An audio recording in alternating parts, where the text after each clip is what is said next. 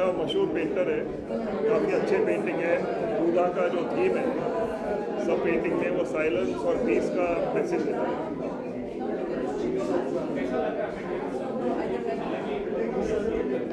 काम बहुत फाइन है, पीसफुल है, साइज भी बड़े हैं इधर, तो रूम में काफ़ी पीस आता है ऐसे पेंटिंग के साथ, और लोगों को भी अच्छा लगता है। सब पेंटिंग पसंद है, सब बुधा का थीम है, सबका पीसफुल। पेंटर तो बहुत मशहूर है, डिफिकल्ट लाइफ से ऊपर आए हैं, कर करके काफ़ी अच्छे पेंटिंग बनाते हैं। उनका नाम भी बढ़ेगा और भी बढ़ेगा। आज संजय कुमार जी की स्पेसिफिक आर्ट एग्जीबिशन यहाँ और आर्ट में हो रही है।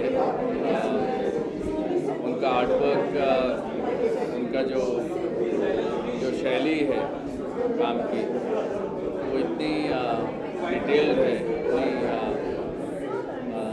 आपको प्रेरित करती है उस विषय में खो जाने की। तो देख के बहुत अच्छा लगा। बहुत उम्दा काम संजय कुमार जी का हुआ है।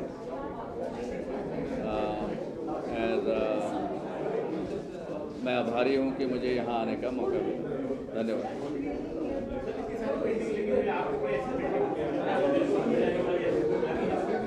देखिए, पेंटिंग उनकी आर्टवर्क सारी अच्छी है, बहुत अच्छी है, और उसमें से कुछ जो हैं स्टैंड आउट करती हैं। स्पेसिफिक तो नाम तो मुझे याद नहीं है आर्टवर्क के, लेकिन कालचक्र एक आर्टवर्क है जो मुझे अच्छा लगा, और बाकी भी बहुत उम्दा काम है, काफ़ी अच्छा काम है संजय कुमार जी का। हाँ जी, तो बुद्धा देखा जाए तो Buddha is a common theme, लेकिन जो स्टाइल से बुद्धा को पोर्ट्रेट किया गया है, it is a really unique way. जो कलर्स यूज़ की है, जो फाइन लाइन ड्राइंग्स यूज़ की है, बुद्धा का जो पूरा नया रूप ही दे दिया है। तो हालांकि कोई सीजन कलेक्टर है, वो पहले कोई भी कलेक्टर होता है वो पहले बुद्धा खरीदता है सबसे पहले, धीरे धीरे फिर वो अलग अलग खरीदता है, बाद में वो बुद्धा नहीं खरीदता है। पर आज इसे देख के मेरा जी लग रहा है कि ये भी खरीदते हैं। It's a worth collecting. I full marks to the artist. Painting है, काफी अच्छा लग रहा है, वीडियो में बहुत अच्छा लग रहा है। अगर बात करें सभी पेंटिंग की, तो आपको कौन सा पेंटिंग इसमें अच्छा लग रहा है, जो सबसे बेस्ट था? तो इसमें से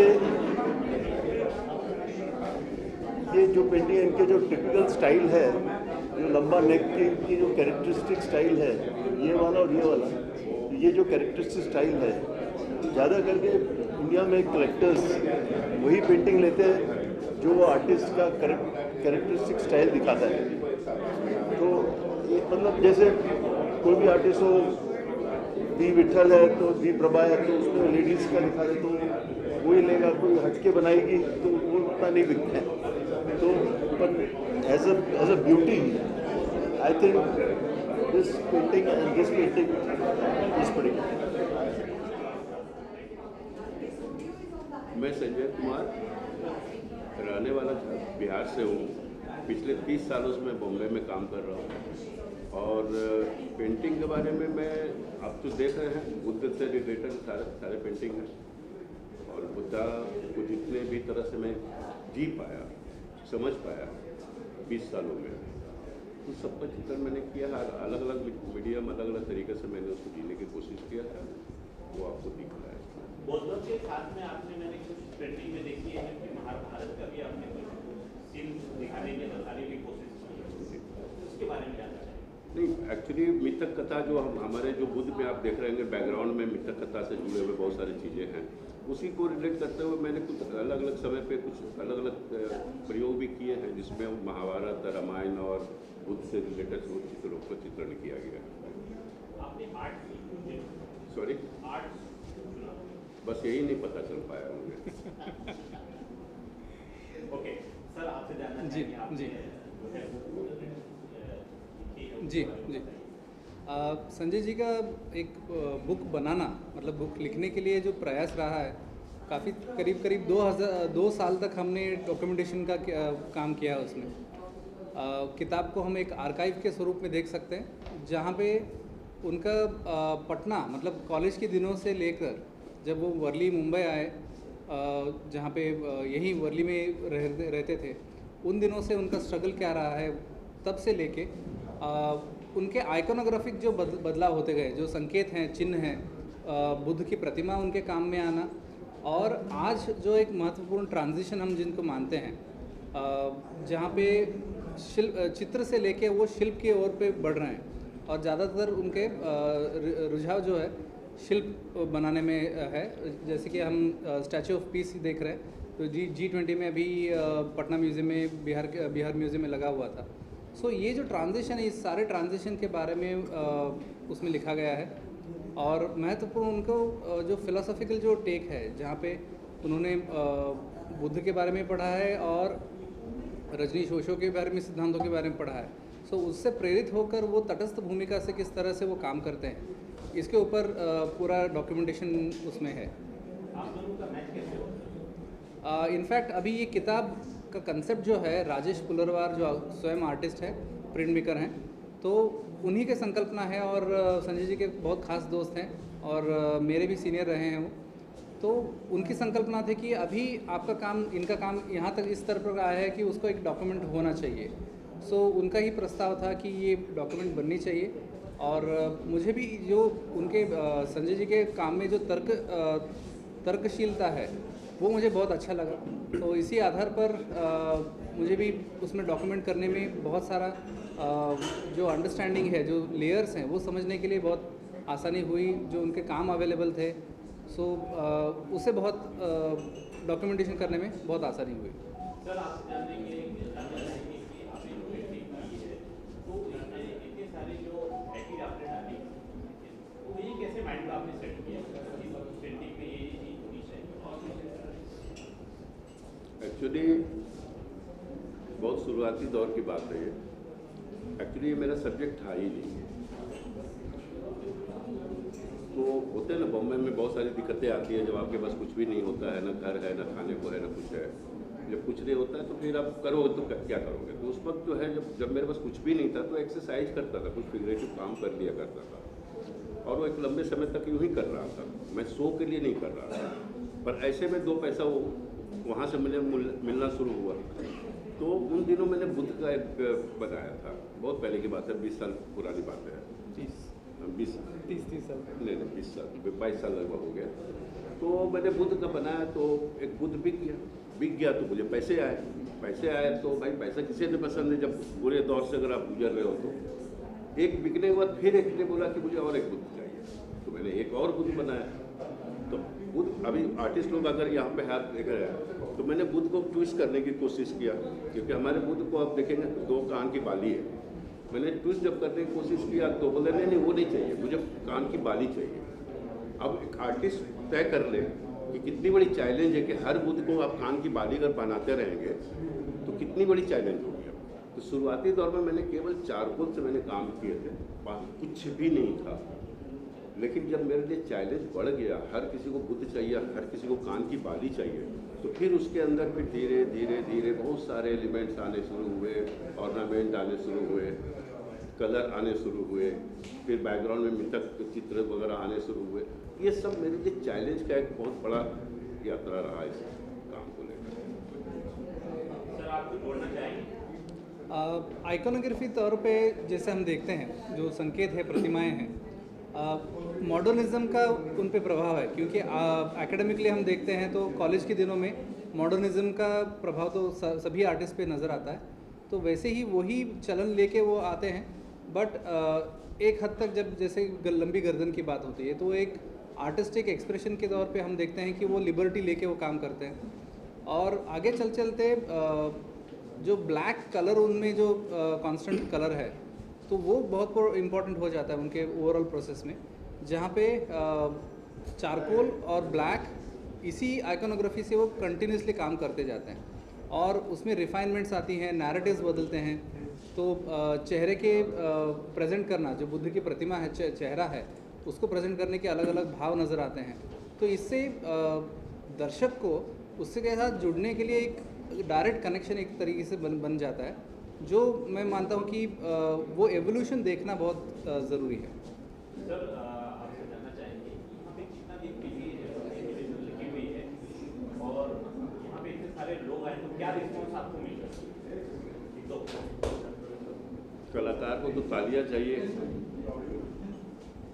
और आप लोग आए हैं, आप लोग सवाल भी कर रहे हैं तो मुझे अच्छा लग रहा है, वरना तो करता भी कोई नहीं है। यहाँ इतने सारे लोग आए, कुछ बाहर से भी लोग हमारे मित्र आए हैं, कुछ इनके गेस्ट आए, तो अच्छा तो लगता है ऐसे लोग, क्योंकि हम तो प्रदर्शन ही लगाते हैं। प्रदर्शन का मतलब ही होता है कि लोग आए, देखे, तालियां बजाए, शाबाशी दे, वाहवाही करें, तो अच्छा लगा। कितने दिन के लिए है यहाँ? ये तो मुझे नहीं मालूम है, मैं 2 दिन में मैं ही बाहर चला रहा हूँ, शायद 20 दिन का है ये। 20 दिन, sorry 19 November. 19 November. Thank you. आप पॉजिटिव तरीके से पूछ रहे हैं, आई होप। यस, इंसिडेंटली और आर्ट का ये, हम 15 साल से आर्ट बिजनेस में हैं, बट पहली बार हमने एक डेडिकेटेड गैलरी स्पेस लॉन्च किया है आज। तो ये हमारे लिए बहुत इंपॉर्टेंट डिसीजन था कैसे इसको लॉन्च करना है। और जब संजय जी से बात हुई और उनकी तरफ से भी इंकरेजमेंट आया, तो हमने कहा इससे बेटर और कोई लॉन्च नहीं हो सकता है।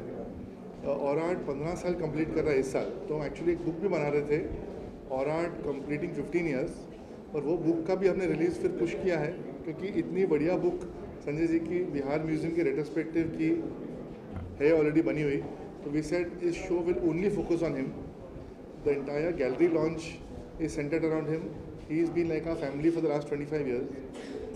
We've grown up with his art from our home to our office. My father is also extremely fond of him as a son, besides being an artist and as a great human.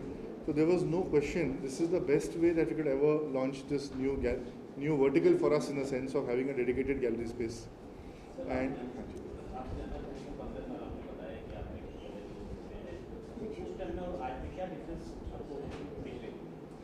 yes, very interesting. So basically अगर आप देखिए art market का evolution, तो 2001-2 से लेके 2008 तक there was a very strong momentum, a bull run in the art market, which was partly aided by the financial markets and real estate bull run. There was a global bull run of liquidity at that time. 2008 is when the markets peaked with the Lehman bust, and there was a sideways correction, a correction in the art market, and sideways for last 12-15 years. So वो period में क्या interesting था was art infrastructure बहुत sorely missing है India में।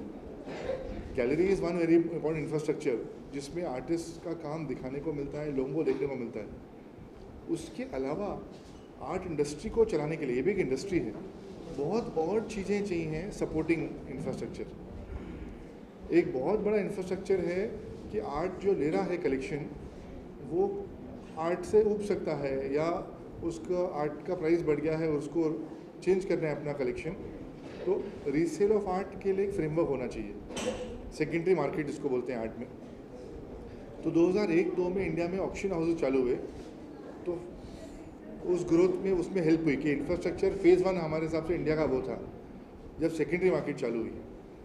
अब phase 2 आ रहा है इंफ्रास्ट्रक्चर का, जिसमें हम भी काफ़ी भागीदार हैं, जो कलेक्टर्स को मैनेज करने के लिए collections, what we are saying art infrastructure solution, ऐसा हमने वर्टिकली स्टार्ट किया है, जिसमें हम कलेक्टर्स को अपनी पूरी कलेक्शन को डॉक्यूमेंट करने के लिए, वैल्यू करने के लिए, रिस्टोर करने के लिए, कंजर्व करने के लिए, how do you plan to transfer that art wealth to the next generation, legal and tax structure, are you buying original art, fake art, how are you managing the intellectual property laws around it.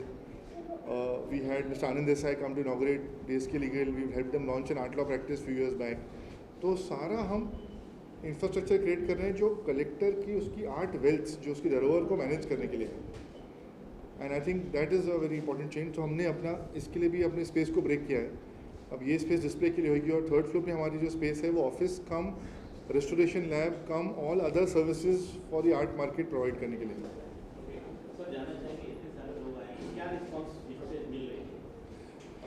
बहुत पसंद आए लोग, काफ़ी इनमें से 2 type के लोग थे. एक सेट ऑफ कलेक्टर्स है जिन्होंने संजय जी का काम 15-20 साल पहले, 10 साल पहले भी एक्वायर किया है, क्योंकि इनका शो भी सोलो शो 2009 में था लास्ट, 2009 के बाद अभी 14 साल बाद हो रहा है, तो उनको एक बहुत फ्रेश लुक मिला कि पुराने सीरीज टाइप के काम भी हैं जो कंटिन्यूटी दिखा रहे हैं और नया एवोल्यूशन भी है, वेदर इट इज़ द काल चक्र series, whether it this series, whether it is the sculpture. So they found the continuity and growth in the imagination of the artist and the scale of the artist and this vision, and that's what they liked a lot. जैसे मनीष चौहानी जी ने बोला कि 20 साल से काम own कर रहे हैं, बट ही स्टिल सीज कि उनका अभी रियल ग्रोथ चालू होगा इस शो के बाद. तो उनको I think that is very interesting. And there was second set of collectors who had not seen his works in the past, who were completely stunned, because जो ये this art is what we think is the real art of India. जो traditional art form जो हमारा line drawing का है और detailing का है, उसको कंटेम्पराइज करके कैसे रिप्रेजेंट करना है, I think that is very important. This is the real sense of art. We had a collector's cousin come down from the US, and he said, this is what I want to see in US.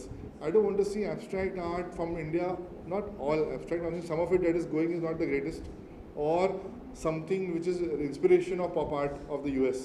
वो तो US artist मिल रहे हैं उनको, European artist they रहे हैं. Indian artist से वो चाहते हैं जो इंडियन सब्जेक्ट है. तो संजय जी का वो स्ट्रेंथ है कि रूटेड इंडियन सब्जेक्ट को कैसे कंटेम्पराइज करके हर टाइप के कलेक्टर को अपील करता है उनका कोई काम, वो एक बहुत बड़ी ब्यूटी है. तो जो सेकंड सेट ऑफ कलेक्टर ने कभी काम नहीं देखा था, वो तो मतलब चौकन्ने हो गए. दे वो actually they all a sudden we are going to come back tomorrow day after, क्योंकि अब देखा था गैलरी इतनी भर गई थी कि वो काम देख एंजॉय नहीं कर पा रहे थे पूरा डिटेल में. So we are going to come back with a family and with more detail, see the art, enjoy it and acquire it.